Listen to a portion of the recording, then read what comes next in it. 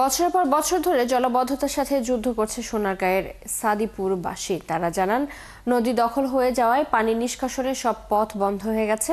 চলতি বর্ষা তাদের ভোগান্তি বেড়েছে কয়েকগুণ। দেখা দিয়েছে চর্মরোগ, ডায়রিয়া ও অন্যান্য পানিবাহিত রোগ। স্কুল কলেজে যেতে পারছেন না শিক্ষার্থীরা। শেখ ফরিদের তথ্য ছবিতে প্রতিবেদন।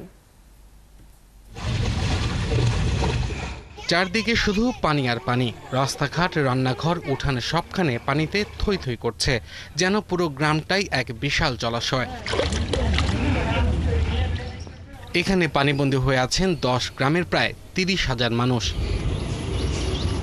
এলাকাবাসী জানান, পানি নিষ্কাশনের খালগুলো দখল ও ভরাট হয়ে যাওয়ায় বর্ষা এলে পানি জমে থাকে মাসের পর মাস।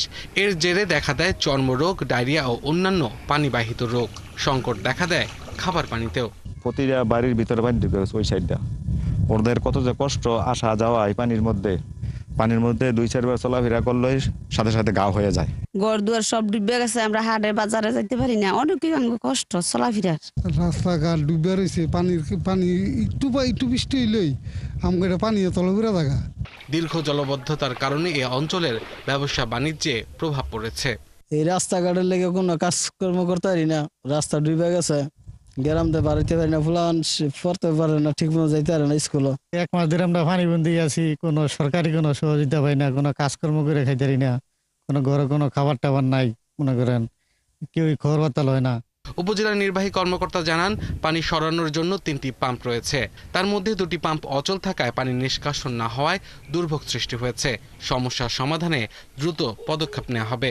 এই মুহূর্তে অনেকজন পানিবন্দী অবস্থায় রয়েছে, এই কারণে আমরা টেম্পোরারি কিছু ত্রাণের ব্যবস্থা করেছি তাদের জন্য। আজকে আমরা ত্রাণ বিতরণে কিছুক্ষণ পরে করা হবে। আমরা জেলা প্রশাসক স্যারের মাধ্যমে জিআর চাল এবং শুকনা খাবার আমরা ডিসি অফিস থেকে পেয়েছি, সেটি আমরা বিতরণ করব।